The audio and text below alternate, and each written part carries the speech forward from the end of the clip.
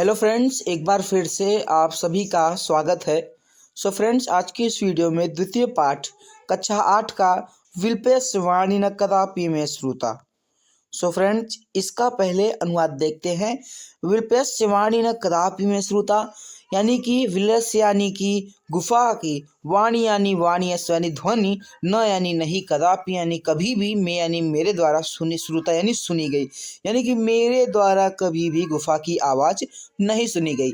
इसका सरलार्थ देखेंगे तो क्या होगा कि मैंने कभी गुफा की आवाज़ नहीं सुनी। तो चलते हैं अपने प्रस्तुत पाठ की ओर।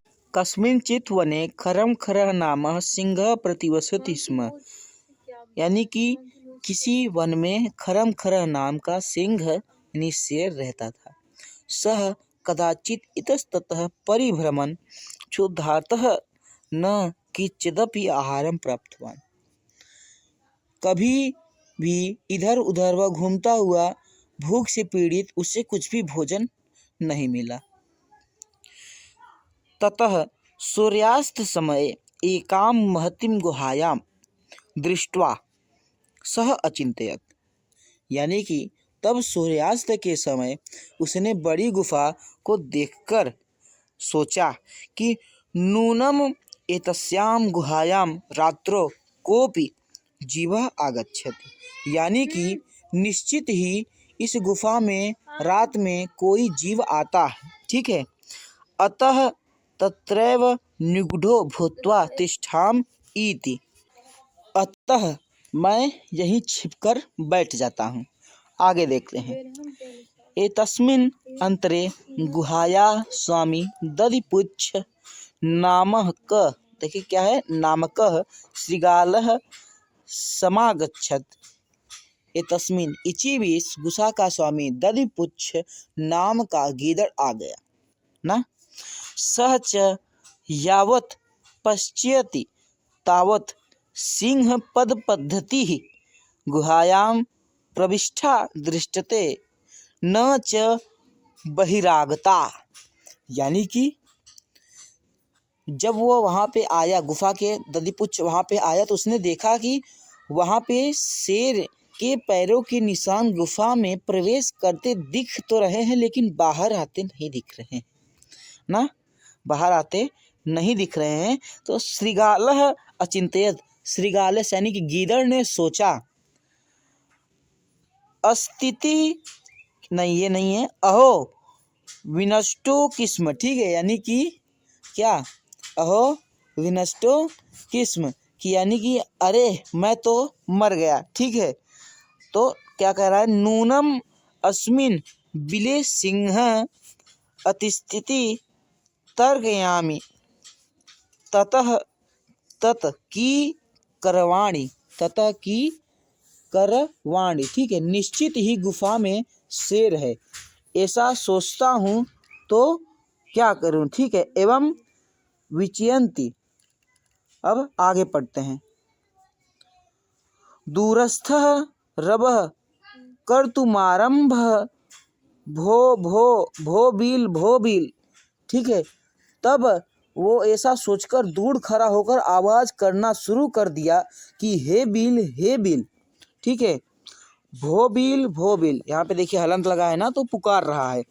किम न स्मरिषि यन्मया त्वमवा सह समयः कृतोस्ति यत यदाह बाहत, यानी कि क्या होगा, क्या तुम्हें याद नहीं कि मैंने तुम्हारे साथ समझौता किया था कि जब मैं बाहर जाऊं और जब मैं वापस आऊं तब तुम मुझे बुलाओगे।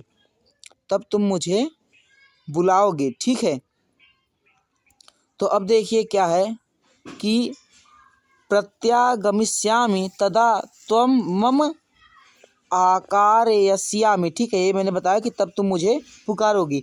यदि त्वं माम, ठीक है, न अर्हसि तहिर अहम द्वितीयं बिलः यासामि इति, ठीक है। तो अब आगे पढ़ते हैं। यथ एतश्चुत्वा सिंहः अचिंतयत्, यानी कि तब क्या, तब सिंह सोचा कि, तब सिंह सोचा, ठीक है, सिंह सोचा कि क्या, इसके बाद यह सुनकर शेर सोचने लगा, ठीक है, सिंह सोचा कि निश्चित ही गुफा का स्वामी सदा, यानी कि निश्चित ही यह गुफा स्वामी को सदा बुलाती है, ठीक है। ये तो क्या हुआ, शेर ने सोचा कि निश्चित ही ये गुफा स्वामी को बुलाती है, ठीक है। सदा समानाम करोति परंतु मद भयात न किंचित वदति, तब क्या, परंतु मेरे डर से कुछ नहीं बोलती, ठीक है।